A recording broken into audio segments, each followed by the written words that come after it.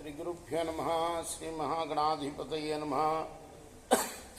శ్రీ సరస్వత్యే నమ. భక్తులరా, వ్యాసప్రోక్త మహాభారత ఇతిహాసం యథాతథంగా చెప్పుకున్నాం. ఇందులో భాగంగా నిన్నటి వరకు మనం ఆదిశభారణ్య విరాట ఉద్యోగ భీష్మ ద్రోణ కర్ణ శల్య సౌప్తిక స్త్రీ పర్వాలనే 11 పర్వాలు పూర్తి చేసి 12వదైన శాంతి పర్వంలో 141 అధ్యాయాలు పూర్తి చేసి 142వ అధ్యాయంలోని 10వ శ్లోకం వరకు చెప్పుకున్నాం. ఈరోజున 11వ శ్లోకం నుండి కొనసాగించే ముందు వ్యాస భగవాను ప్రార్థన చేసుకున్నాం.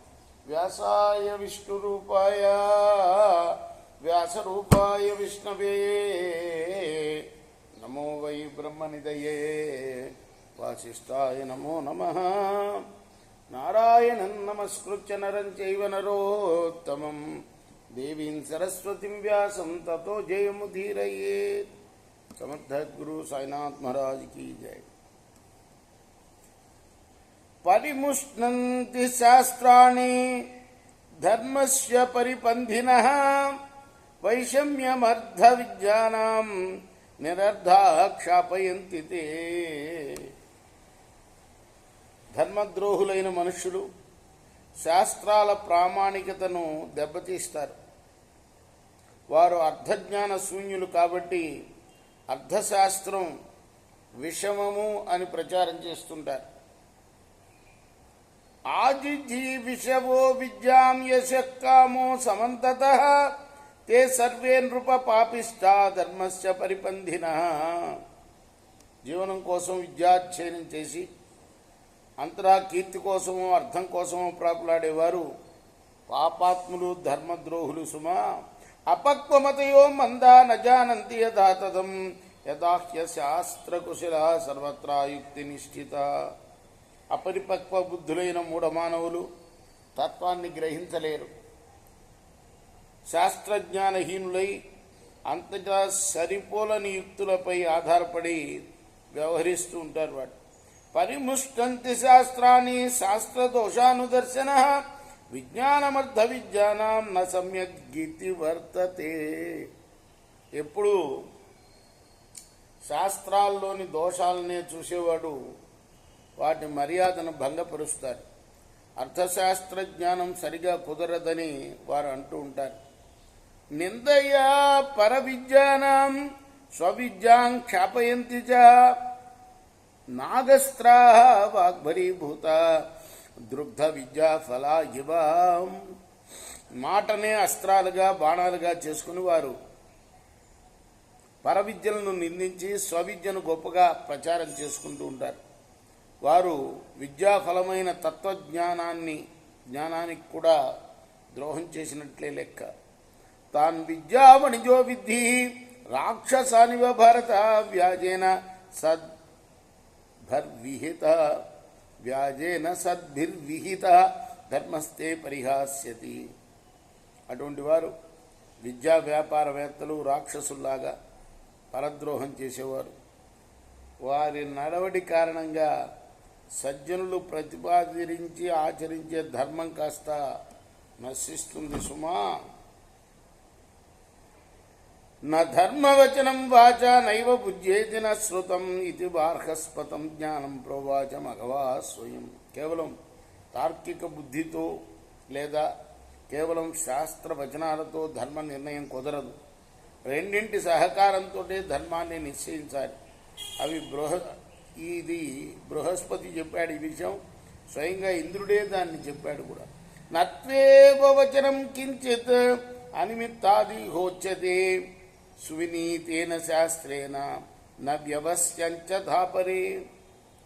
పండితులు నిష్కారణంగా ఏ మాటను చెప్పరు. అయితే కొందరు ఎందరో అభ్యసించి పాటిస్తున్న శాస్త్రవచనం ప్రకారం ప్రవర్తించడానికి ఇష్టపడరు.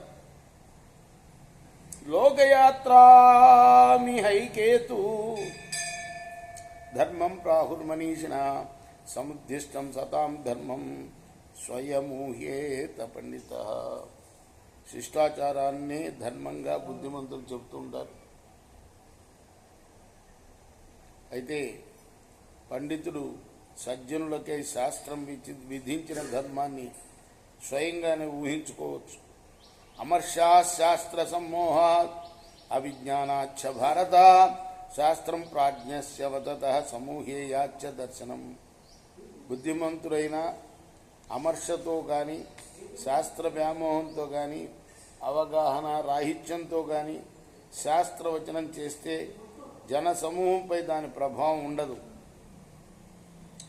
ఆగతాగమయ బుద్ధ్యావచనేన ప్రశస్యతే అజ్ఞానాజ్ఞాన ఏతుర్వాదు వచనం సాధుమన్యతే. వేదశాస్త్రాలు అంగీకరించిన తర్కసహమైన బుద్ధితో ప్రవచిస్తే దాని ద్వారా శాస్త్రం ప్రశంసింపబడుతుంది. అయితే కొందరు అజ్ఞానం వల్ల జ్ఞానప్రాప్తికి తార్కిక మార్గమే మంచిదని భావిస్తారు. అనయా హతమే వేదం ఇది శాస్త్రమపార్థకం దైతేయానుశనా ప్రాహ సంశయచ్ఛేదనం పురా. కొందరు తార్కిక దృష్టితో ఈ యుక్తితో ఈ శాస్త్రం ఖండింపబడుతుంది కాబట్టి శాస్త్రం వ్యర్థం అంటారు. అది కూడా అజ్ఞానమే. సంశయచ్ఛేదకమైన ఈ మాటను గతంలో శుక్రాచార్యుడే రాక్షసులకు చెప్పాడు. జ్ఞానమప్యపదిత్యం హి యథా నాస్తి తథైవ తత్ తం తథా చిన్నమూలేన సన్నోదయితుమర్హసి. సంశయాత్మకమైన జ్ఞానం ఉన్నా లేకున్నా ఒకటే. కాబట్టి సంశయాన్ని మొదలంటా పీకి దూరంగా నెట్టిపారేయాలి. అనవ్యవహితం యో వా వేదం వాక్యం ఉపాస్నతే ఉగ్రాయేన హి సృష్టోసి కర్మణే నత్విమేక్షసే. అంగమామన్వపేక్షస్వ రాజన్యాయ బుభూషతే యథా ప్రముచ్యతే త్వన్యాయ యదద్ధన్న ప్రమోదతే. అజోస్వ క్షత్రమిచ్చేత సదృశం బ్రాహ్మణాకృతం తస్మాదభీక్షణం భూతానాం యాత్రా కాచిత్ ప్రసిద్ధ్యతి. యస్వవధ్యవధే దోషః సవధ్యస్య అవధే స్మృతః సా చైవ ఖలు మర్యాదా యామయం పరివర్జయేత్.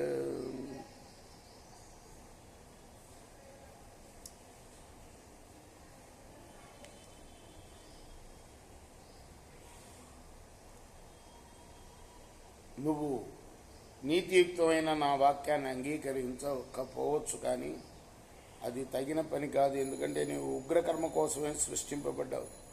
నా మాటలపై నీ దృష్టి నిలవదు. నన్ను చూడు, రాజ్యాభిలాష గల రాజులందరికీ నేను సంసార బంధాల నుండి విముక్తి కలిగించాను, కానీ ఇతరులు నా పనిని అంగీకరించడం లేదు. మేక, గుర్రం, క్షత్రియుడు ఈ ముగ్గురిని బ్రహ్మ ఒకే దృష్టితో సృష్టించాడు. వీరి ద్వారా ప్రాణులకు ఎప్పటికప్పుడు ఏదో ఒక జీవయాత్ర సిద్ధిస్తూనే ఉంటుంది. చంపతగని వారిని చంపడం ఎంత తప్పు, చంపతగిన వారిని చంపకపోవడం కూడా అంతే తప్పు. ఆ దోషమే చంపకుండటానికి హద్దు. కానీ క్షత్రియుడు ఆ హద్దుని విడనాడాలి సుమా. తస్మాత్ తీక్ష్ణ ప్రజారాజా స్వధర్మే స్థాపయేత్ అన్యోన్యం పక్ష్యంతో హి ప్రచురేయుర్రుకా ఇవ యస్య దస్యుగణా రాష్ట్రే ద్వాక్షాం మత్స్యాంజలాదివ విహరంతి పరస్వాని సవై క్షత్రియపాంసవ కులీనాన్ సచివాన్ కృత్వా వేద విద్యా సమన్వితాన్ ప్రసాది పృథివీం రాజన్ ప్రజాధర్మేణ పాలయన్ విహీనం కర్మణాన్యాయం యః ప్రగృహాతి భూమిప ఉపాయస్య విశేషజ్ఞం తద్వై క్షత్రం నపుంసకం నైవోగ్రం నైవ చానుగ్రం ధర్మనేహ ప్రశస్యతి ఉభయన్న వ్యతిక్రమే క్రామే ఉగ్రో భూత్వా మృదుర్భవ కష్టః క్షత్రియ ధర్మోయం సౌహృదం త్వయిమే స్థితం ఉగ్రకర్మని సృష్టోసి తస్మాద్రాజ్యం ప్రసాదివై. కాబట్టి కఠినంగా ఉన్న రాజు మాత్రమే ప్రజలను వారి వారి ధర్మాల్లో నిలపగలుగుతాడు. లేకపోతే ప్రజలు తోడేళ్లలాగా ఒకరినొకరు తింటూ స్వేచ్ఛగా తిరుగుతారు. ఏ రాజు రాజ్యంలో కొంగలు నీటి నుండి చేపలను పట్టినట్టు దొంగలు పరుల సొమ్మును అపహరిస్తూ తిరుగుతారో ఆ రాజు క్షత్రియ వంశానికి కలంకం వంటి వాడు సుమా. రాజా ఉన్నత వంశస్థులను వేద విద్యా విశారదులను మంత్రులుగా చేసుకుని ప్రజలను ధర్మబద్ధంగా పరిపాలిస్తూ భూమిని ఏరుకోవయ్యా. సత్కర్మహీనుడై న్యాయరహితుడై ఉపాయమెరుగని మనిషిని అమాత్యుని చేసిన రాజు నపుంసక క్షత్రియుడి కింద లెక్క. కేవలం తీక్ష్ణత కానీ కేవలం మార్దవం కానీ రాజనీతి మేరకు ప్రశంసకు నోచుకోవు. రెండింటినీ అతిక్రమించకూడదు. ఉగ్రంగా ఉంటేనే మృదువుగా కనపడాలి. క్షత్రియ ధర్మం కష్టసాధ్యం. నీపై నాకు స్నేహభావం ఉన్నది కాబట్టి చెప్తున్నాను. ఉగ్ర కర్మ కోసం సృష్టించబడ్డావు కాబట్టి రాజ్యాన్ని ఏలుకోవయ్యా. అశిష్ట నిగ్రహో నిత్యం శిష్టస్య పరిపాలనం ఏవం శుక్రో బ్రవీద్దమాన్ ఆపత్సు భరతర్షభ. ఆపద వేళలో ఎప్పుడు చెడ్డవారిని నియంత్రించడం, మంచివారిని రక్షించడం రాజు కర్తవ్యం కావాలి. ఇది శుక్రాచార్యుడు చెప్పాడు. యుధిష్ఠిర ఉవాచ అస్తి చేదిహ మర్యాదాయా మన్యోనాభిలంఘయే పృచ్ఛామిత్వాం సదాం శ్రేష్ఠ తన్మే బ్రూమి పితామహ.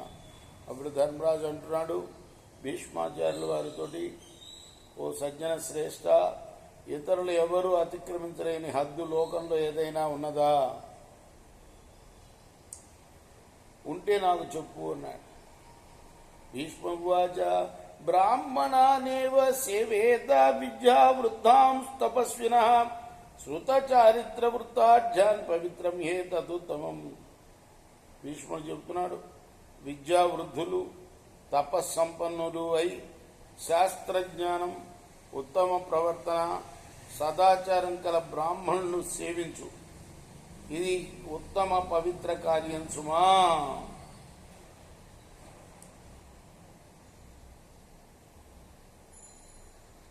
యా దేవతాసు వృత్తిస్తే శాస్తు విప్రేషు నిత్యద క్రుద్ధైర్హి విప్రైకర్మాణి కృతాని బహుదా నృప. ఓ రాజా, దేవతలపై ఎటువంటి భావం ఉంటుందో అటువంటి భావమే బ్రాహ్మణులపై ఎప్పుడూ ఉండాలి. కోపించిన విప్రులు రకరకాల అద్భుత కర్మలు చేయగలరు సుమా. ప్రీత్యాయేషో భవేన్ముఖ్యం అప్రీత్యా పరమం భయం ప్రీత్యా హ్యమృత వద్విప్ర క్రుద్ధాశ్చేవ విషమ్యత. బ్రాహ్మణులు ఆనందిస్తే విస్తారమైన యశస్సు లభిస్తుంది. వాళ్ళు కోపిస్తే తీవ్ర భయం ఏర్పడుతుంది. ప్రసన్నులైన విప్రులు అమృతం వంటి వారు సుమా. కోపించిన విప్రులు విషతుల్యులు సుమా.